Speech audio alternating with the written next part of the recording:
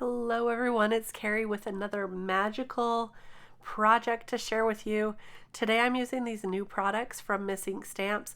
I have this stamp set called Heart's Desire, and it's got this magical mirror, and there's also a coordinating die you can get, which is really great because it cuts out the word magical and some hearts, and it also cuts out the center of the mirror, so you can do some really great techniques with it. So we're going to use that today along with this brand new stencil called Magic Stars. And for this, I'm going to go ahead and start on an A2 size panel with the Magic Stars. I ended up not using those lightning bolts on that other stencil. So today it's just going to be the star stencil. And I'm choosing some of my favorite rainbow colors of ink here. And I'm just going to ink this up in a rainbow of colors going diagonally across this panel. So I'll start with Flamingo, go in with Red Luster, then some Yellowstone, we have Welsh Dragon, Blue Raspberry, and then finally I do add a purple. I think that I'm using Blueberry Cheesecake. It could be Grape for this one.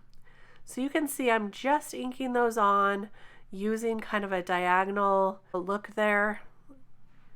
And it's just so simple to do. I am blending them a little, but these stars are pretty small, and so you really don't need to worry about blending if you don't want to.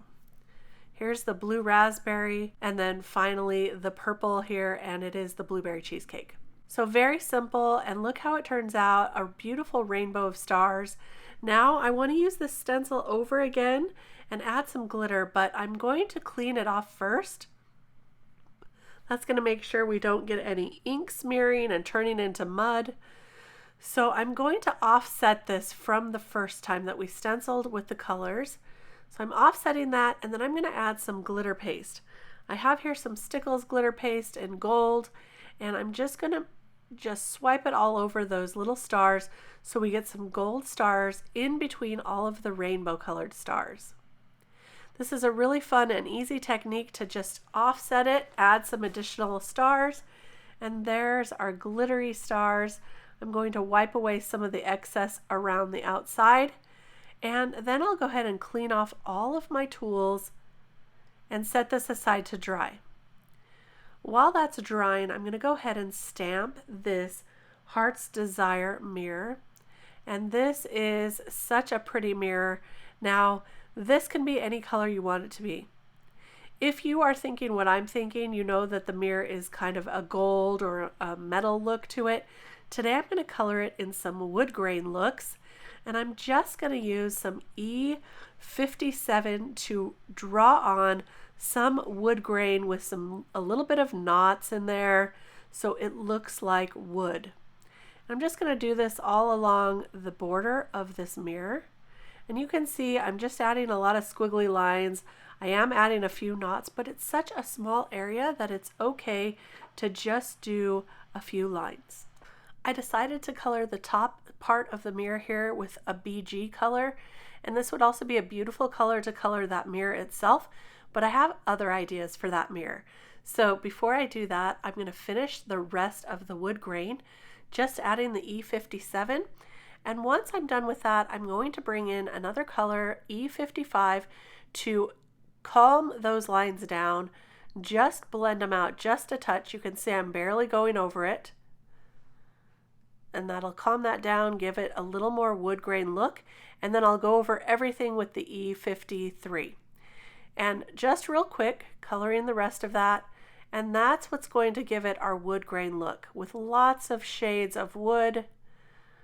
So I'll finish off with that E53, and then we'll be ready to die cut this beautiful mirror. So I'm breaking these apart, but I'm leaving the center of that mirror inside. You can cut this apart if you want to, but I thought it would be so much easier to leave it inside. It's already lined up perfectly, and look at that, it cuts out the center portion. So now I can cut out that with some mirror cardstock. So I have a small little piece here that's perfect just to cut out that center portion, and I'm going to place that right inside, and you get that mirrored look. It's a really fun look on a card. Difficult to show in a video and also pictures, but hopefully you'll be able to tell in the end. It looks really cool. Now I'm taking this character from the Magical Graduation stamp set, and I'm going to color his robes in a dark, dark blue. I'm starting with this B, I believe this is B99. I put it a little bit too high there, but I believe that's what it is. And then we'll go ahead and blend it out with a couple other B colors. This is the B26, and this adds a little more brightness of blue in there while still keeping it a little bit dark. You can see how simple this coloring is, just adding a few shades of the blue. I think it turns out really pretty. And then the B21 was a little too light. You could see I started coloring up and I thought, no, that's too light for me. So I came back in with the B24 to finish that off. And you can add a little bit more dark color if you would like. I thought this was looking pretty good right there.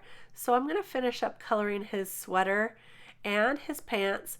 And I'm going to just create some tan pants for him today with E53 and E51, I believe. And I'll just color those up pretty quick because the real focus is going to be on that robe and on his sweater. For his hair, I'm adding some darker E50 colors. You can tell these are some of my favorite colors to use.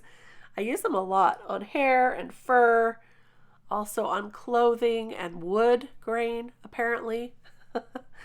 So I'm going to color up his hair pretty quickly with these E colors, and then I will finish some of this coloring off screen as well. For the sweater, I'm using some dark reds with the R59 and then blending that through with the R56 and the R46. These are the colors you might expect to see and that my nephew is telling me I need to color up this particular character with. So you've got it. Here it is. And I love these dark reds. I think they're so beautiful.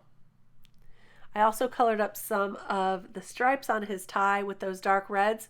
And then I finished off the rest off screen, coloring that beautiful owl in some cool gray colors as well. And then also coloring his shoes up with some neutral grays.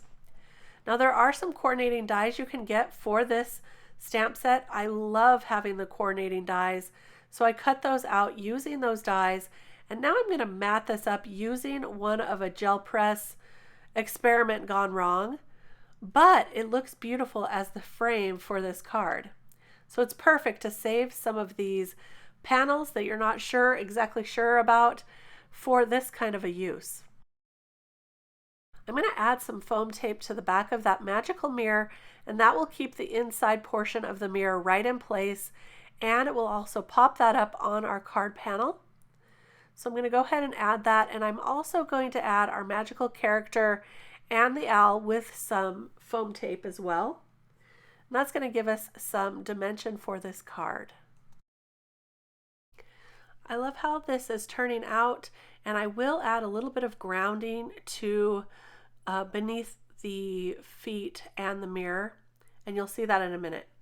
Meanwhile, I've cut out the magical word from that same die set using some black cardstock, and I've also white heat embossed the sentiment that says, "May you find your heart's desired," on black cardstock. I'm lining up the magical word on my grid mat here so I can try to get those as straight as possible. And then I picked it up with some really light tack tape, and now I have put some glue behind each of those, and I'm going to place them all down at the same time on my card panel. Now some of these got a little bit wonky, so I'm going to fix those up using my magic wand here, and hopefully that will do the trick. But this is a nice shortcut for adding those letters all at once and lining them up as well. I popped up that sentiment, the sub-sentiment there, and I'm adding one of the hearts from that same die set to the card panel. I also added the dot to the eye as well, and then I added all of it to the card base. Now here's where I was telling you I'm just going to add some grounding using some cool grays here. I'm going to make it a little darker beneath his feet and right beneath the mirror, and then just blend that out with a lighter gray color. So we've got kind of a ground that they're standing on, so they're not necessarily floating in midair, although I think floating in midair would be okay for this magical card. But there's a look at our completed card. You can see that beautiful mirrored cardstock, the pretty glitter on the stars, and all the rainbow stars as well. I love how it turned out. I hope you loved it too. Please give me a thumbs up if you enjoyed this video. Don't forget to subscribe to my channel. I'll be back with some more card making inspiration, and I could hardly wait for what I have to share next. We'll see you then. Bye-bye.